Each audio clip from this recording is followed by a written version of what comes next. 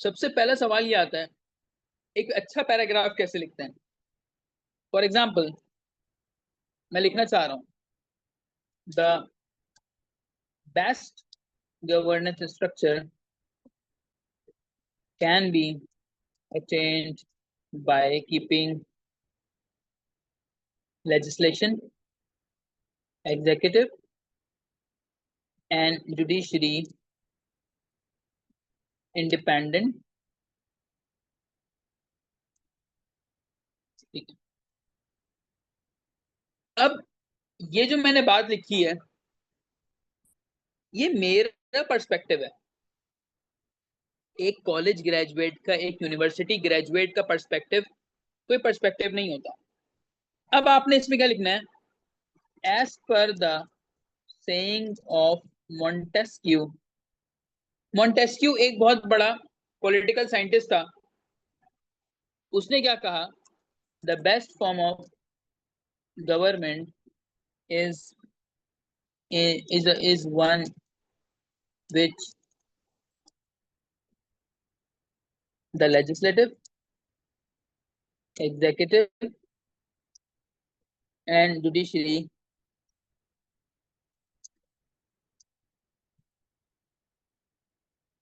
are separate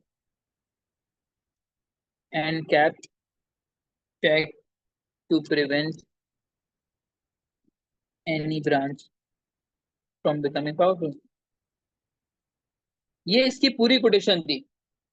अब देखें हुआ क्या, मैंने जुमले में एक बात लिखी कि गवर्नेंस स्ट्रक्चर पाकिस्तान का कैसे बेहतर हो सकता है जब लेजिस्लेशन, एग्जीक्यूटिव और जुडिशरी इंडिपेंडेंट हो। ये मेरा स्टांस है। मेरे स्टांस को किसी की रिक्वायरमेंट है, सही है। अब उस बात को मोंटेस्क्यू, जो कि एक पॉलिटिकल साइंटिस्ट है, उसने यही बात की कि बेस्ट फॉर्म ऑफ गवर्नमेंट क्या है जिसमें लेजिस्लेशन, एग्जीक्यूटिव और जुडिशरी तीनों अलग अलग हो। अब बताइए, दम आया पैराग्राफ में?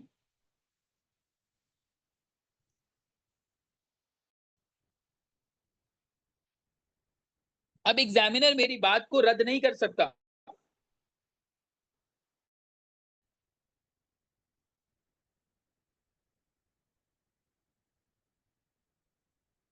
समझ में आया बेटा कुछ?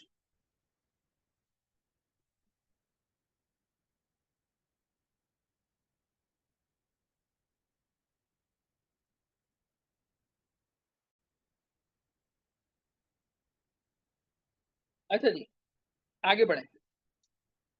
अब मैं कुछ 3-4 करके दिखाऊंगा, आप लोग इसको सेव कर लीजिएगा। वीडियो तो खैर अपलोड हो जाएगी यूट्यूब पे, लेकिन जब आप खुद से लिखेंगे ना इसको तो आपको याद आएगा। Education can change the faith of the Nations. Faith को लीजिए मैंने, फेथ फेथ फेथ फेथ, ठीक है।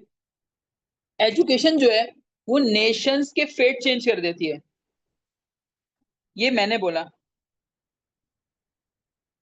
लेकिन इसी बात को, एक बुक है, बुक का नाम है principles of dealing with the changing world order. ये बुक जो है किसकी है, रे डालियो की बुक है।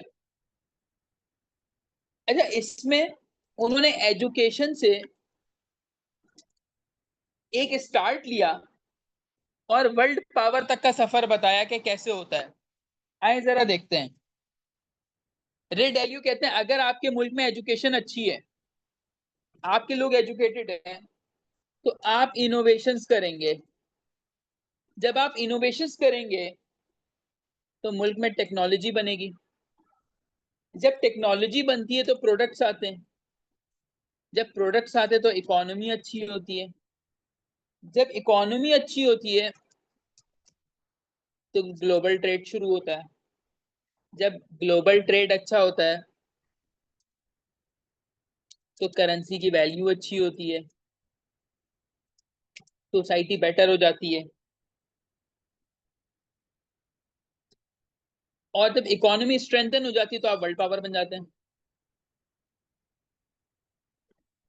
सो अब इसमें देखें, जहां मैंने लिखा education can change the fate of the nations, उसमें मैं हवाला दूंगा इस किताब का कि रे डेलियो साहब ने कहा था कि एजुकेशन जो है आपको वर्ल्ड पावर तक बना सकती है। ठीक है, तो इस तरीके से काम होता है।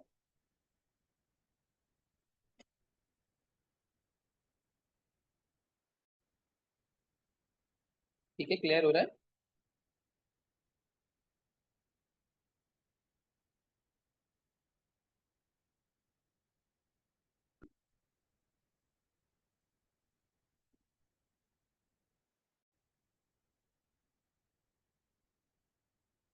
अच्छा जी, अभी रिसेंटली सबसे बड़ी खबर क्या आई है करंट अफेयर्स में?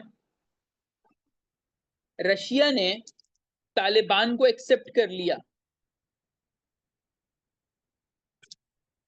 किसी ने सुना है ये अभी रिसेंट? अफगानिस्तान में जो हुकूमत है, रशिया ने कहा कि ठीक है, हम मान रहे हैं। आपको मैंने पूरी कहानी बताई थी रशियन इन्वेजन की। अब सवाल ये आएगा कि पाकिस्तान कब रिकॉग्नाइज करेगा इसको, और बाकी वर्ल्ड क्यों नहीं रिकॉग्नाइज कर रहा? इसके ऊपर आप पैराग्राफ लिखेंगे। अच्छा जी, आप पैराग्राफ शुरू करेंगे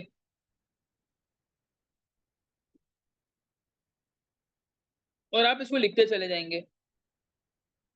लेकिन हमें एक पॉइंट पे ये बताना होगा कि हमारे पास्ट एक्सपीरियंस अच्छे नहीं है। तो यहाँ पे हम एक कोटेशन यूज करेंगे पूरा पैराग्राफ बेटा लिखने के बाद। As per the sayings of Albert Camus, आपने लिखना है we can not escape history as we are up to our necks in it। देखिए कितनी अच्छी कोटेशन है कि हम हिस्ट्री से भाग नहीं सकते। सही, क्योंकि हम इसमें फंसे हुए हिस्ट्री में।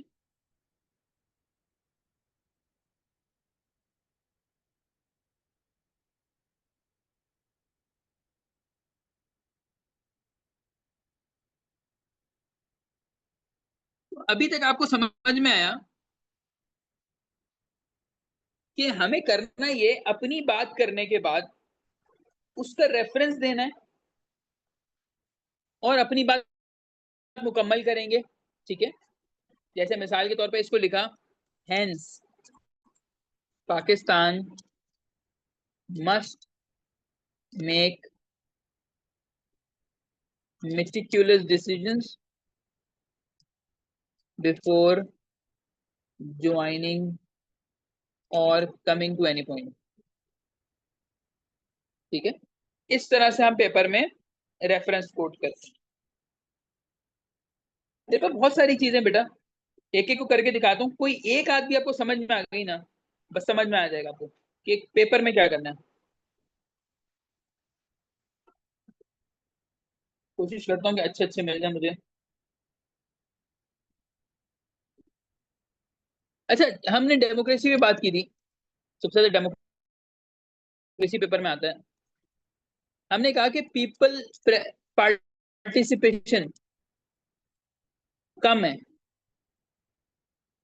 How many reference should be there? देखें, इट डिपेंड्स कि किस टाइप का सवाल है। ऐसे में हर पैराग्राफ में आप नहीं डाल सकते, बस वो जहां जगह बनेगी वहां डालेंगे, अदरवाइज रिक्वायरमेंट नहीं है। हम कहते हैं पीपल पार्टिसिपेशन नहीं है पाकिस्तान में। अब इसको विंस्टन चर्चिल ने कैसे बताया? विंस्टन चर्चिल ने कहा the most important part of democracy is the people when they are strengthens democracy is strengthened. अब मिसाल के तौर पे आप एक ऐसे अटेम्प्ट कर रहे हो, आपको समझ नहीं आ रही इसका स्टार्ट कहां से लें, आपने इस कोटेशन से स्टार्ट ले लिया, सही है, आपने लिखा the most important of the most important part of a democracy is the people,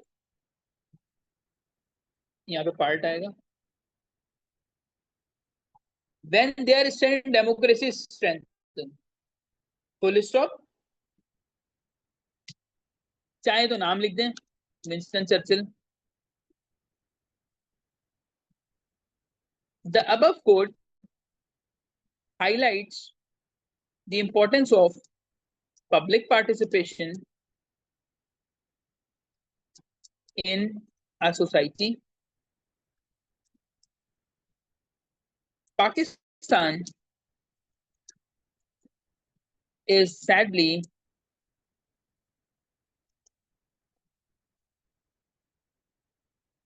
facing low to no public participation in government affairs. अब देखें मैंने कितना अच्छा स्टार्ट बना दिया, एक कोटेशन मिली उससे मैंने डेमोक्रेसी का स्टार्ट बना दिया। अच्छा, इसी चीज को आप किसी पाक अफेयर के सवाल में आप इसको कॉजेज में लिख सकते हैं।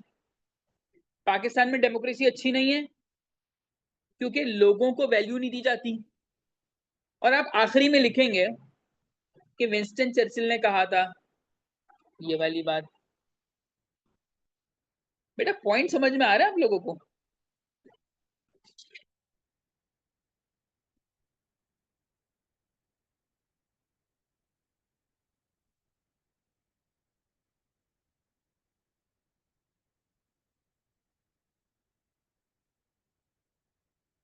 जस्ट बी रेलिवेंट और try to become multi talented. इधर का सामान उधर, उधर का इधर फिट करना आना चाहिए आपको, बस, इससे ज्यादा और कुछ नहीं है।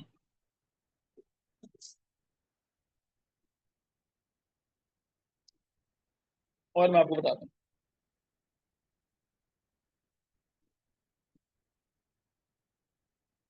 मैं शेयर,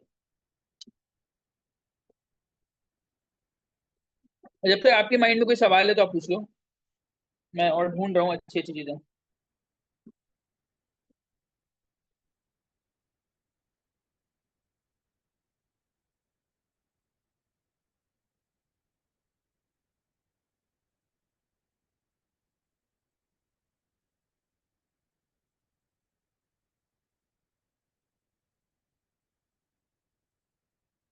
चलें जी, अभी जो रीसेंट इश्यूज चल रहे हैं ना विमेन इश्यूज पे, हम इस पे बात करते हैं। कितने लोगों ने जुमला सुना है कि औरतें जो है ना वो घर की इज्जत होती हैं? सुना है ना आपने? अनएम्प्लॉयमेंट इश्यूज है पाकिस्तान में, घर नहीं चल रहा सही, मर्द अच्छा कमा नहीं रहा, औरत इतनी काबिल नहीं है कि वो जॉब कर ले। इशू ये है, जिन घरों में दोनों जॉब कर रहे हैं उनका पहिया अच्छा चल रहा है, यानी एक सैलरी से वो घर के खर्चे कर रहे हैं, दूसरी सेव कर रहे हैं ताकि बुरे वक्तों में काम आए।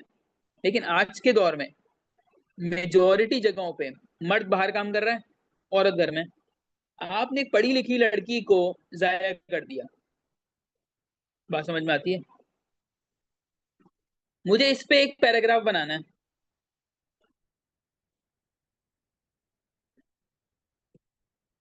अच्छा जी, अब पैराग्राफ के अंदर मैं सारी बातें तो लिखूंगा, पाकिस्तान में ये है, यूं है, honour in our culture lies in women,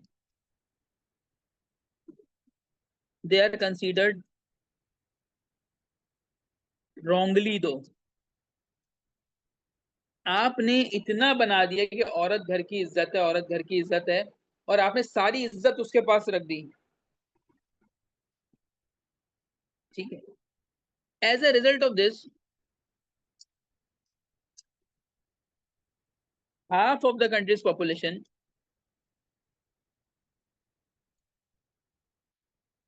is unemployed। देखें, बात भी कंप्लीट हो गई, मुझे कोई रेफरेंस भी नहीं देना पड़ा, लेकिन मेरी जो बात है, honour in our country lies in women, they are considered wrongly though, ये जुमला बहुत स्ट्रांग है। बात समझ में आ रही बेटा? मैं बताना ये चाह रहा हूं कि हर जगह बुक रेफरेंस, हर जगह कोटेशन नहीं चलेगी, कहीं पे आपके अल्फाज भी दलील बनेंगे। एग्जामिनर नोज के इसका मतलब क्या है, कि जिन घरों में बोलते हैं कि जी औरत हमारी इज्जत है, औरत हमारी इज्जत है, इज्जत को आपने घर बिठा दिया, फिर उसकी शादी कर दी।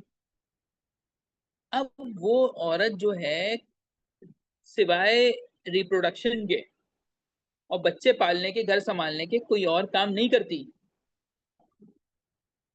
तो फिर हम इस पैराग्राफ को और बिल्ड करेंगे, ठीक है जी बेटा? क्लियर हुई चीजें?